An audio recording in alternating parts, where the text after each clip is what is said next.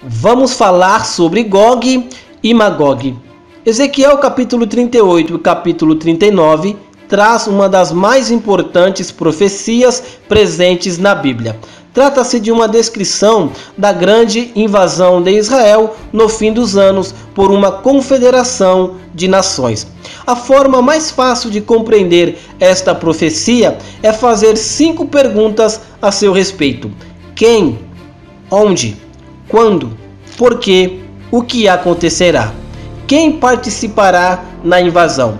Ezequiel capítulo 38, versículo 1 até o versículo 6, lista 10 nomes próprios que ajudam a identificar a força invasora, dentre os quais 9 descrevem localizações geográficas.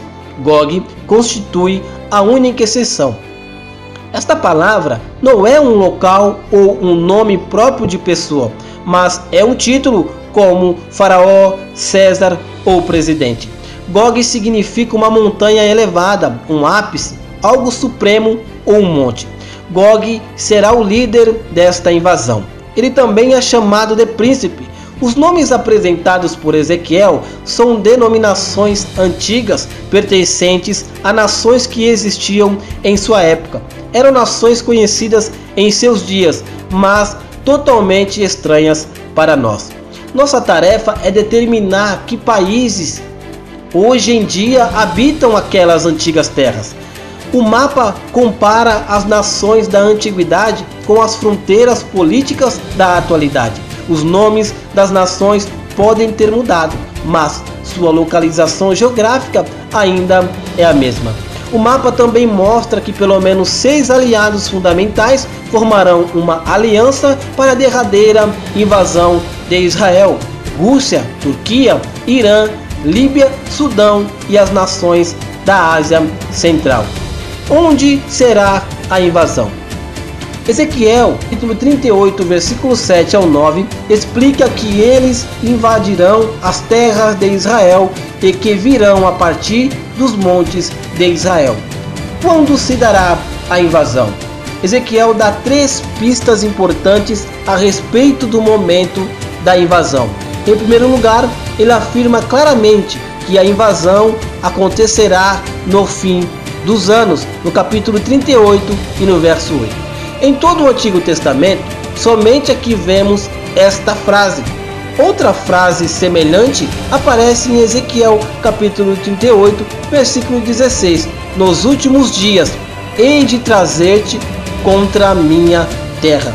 Esta expressão é utilizada no Antigo Testamento em relação ao fim da grande tribulação de Israel ou a derradeira restauração de Israel no reino messiânico.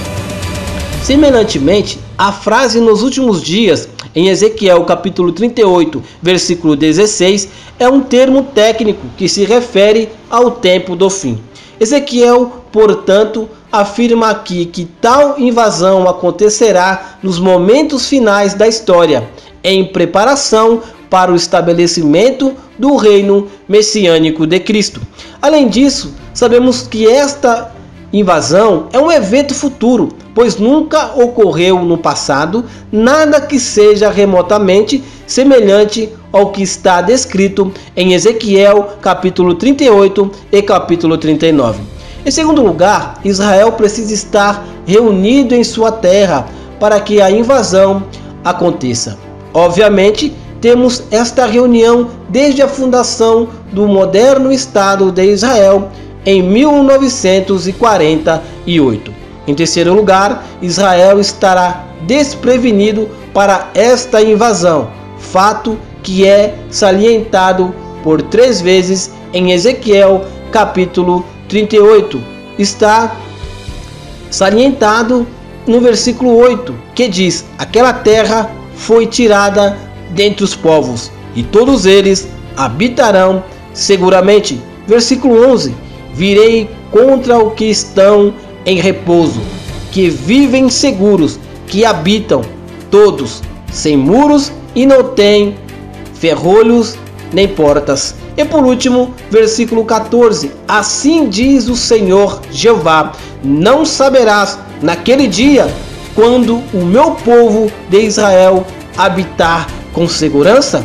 Desde 1948, Israel jamais desfrutou de um momento de paz e segurança no qual pudesse baixar sua guarda. A nação de Israel moderna nunca teve realmente um tempo de paz, mas apenas pequenas tréguas sem guerras.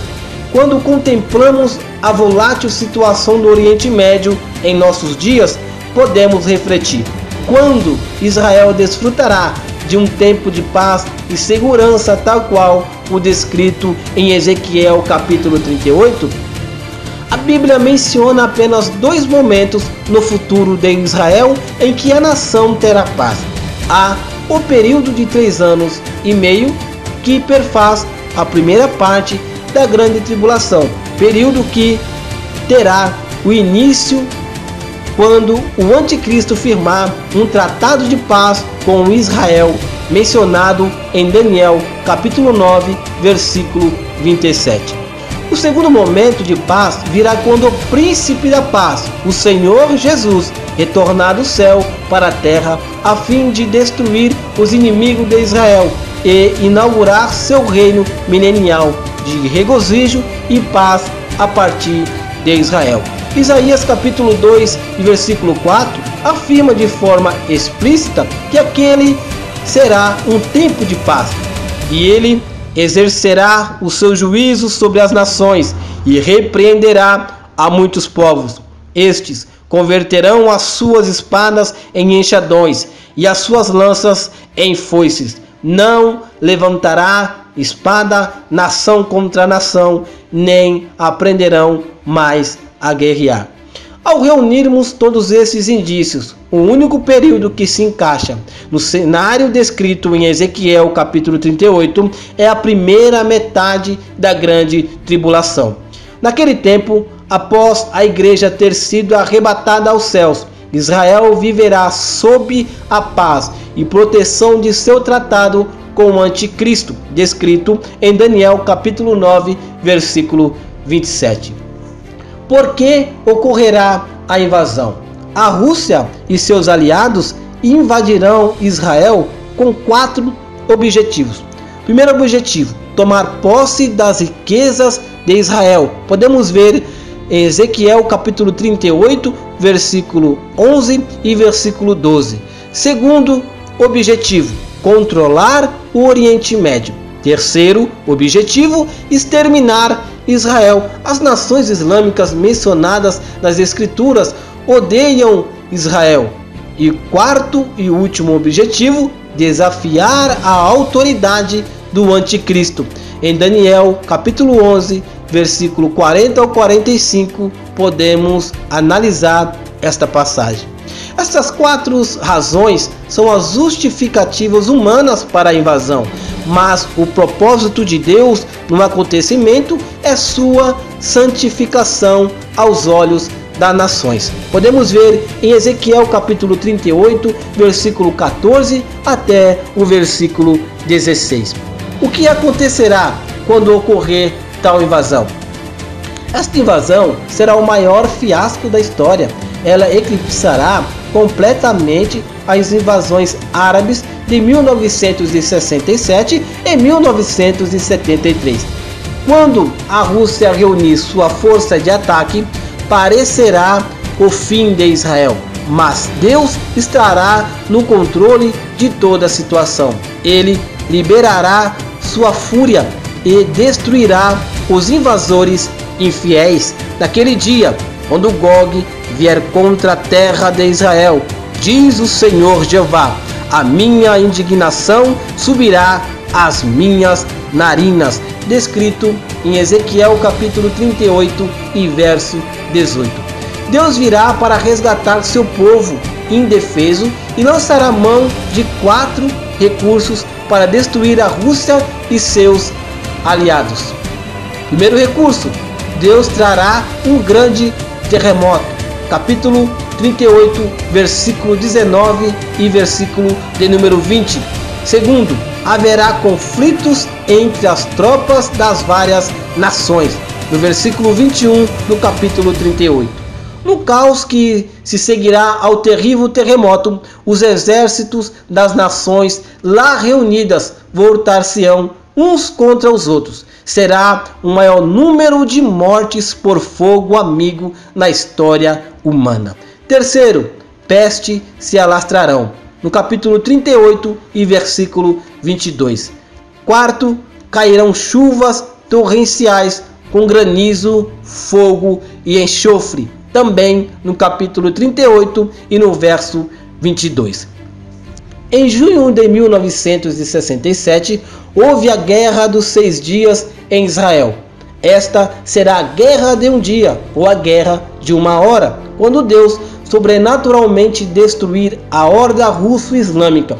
4 importantes acontecimentos ocorrerão na esteira desta invasão. Primeiro acontecimento, a carnificina resultante de tal massacre proporcionará um grande banquete para os pássaros e os animais do campo. Podemos ver em Ezequiel capítulo 39, versículo 4 até o 5 e o versículo 17 até o 20. Também no livro das Revelações, Apocalipse capítulo 19, versículo 17 e 18. Deus refere-se a esta matança como meu sacrifício e minha mesa, a qual ele convida os pássaros e as bestas do campo. Segundo, equipes de limpeza colocarão marcadores nos locais que perceberem um osso humano.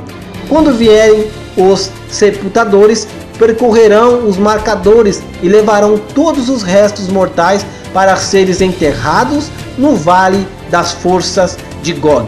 O trabalho de limpeza será tão extenso que surgirá uma cidade para acomodar os trabalhadores. O nome da cidade será Amoná, multidão. Podemos ver em Ezequiel capítulo 39, versículo 11 ao 12 e versículo 14 ao versículo 16. O trabalho de limpeza perdurará por 7 meses. Terceiro, isto acontecerá durante a primeira metade da grande tribulação e os israelitas continuarão queimando armas por 3 anos e meio. Podemos ver em Ezequiel capítulo 39, versículo 9 ao 10. Quarto, em meio à sua fúria e ira, Deus também derramará de sua graça e misericórdia. Ele utilizará esta demonstração de seu imenso poder contra a Rússia e seus aliados para trazer muitos judeus e gentios à salvação. E subirás contra o meu povo de Israel como uma nuvem para cobrir a terra.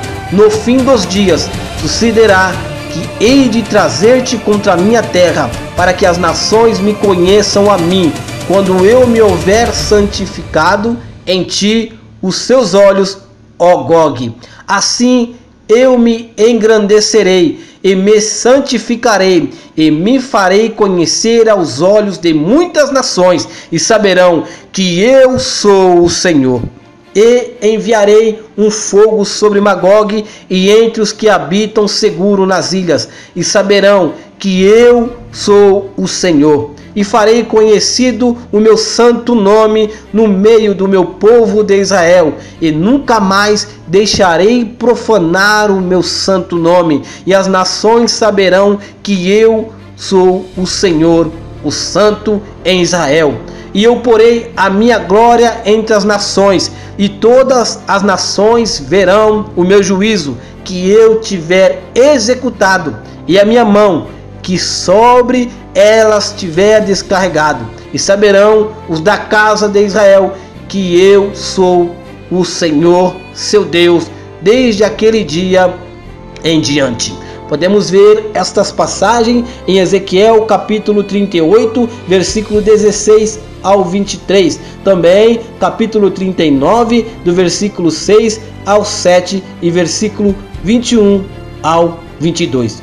Muitos daqueles que, em virtude de tal demonstração, voltarem-se para o verdadeiro Deus, certamente estarão entre o enorme grupo de redimidos em Apocalipse, capítulo 7, versículo 9 ao 17. Ezequiel capítulo 38 e capítulo 39 é uma das mais formidáveis profecias em toda a Escritura.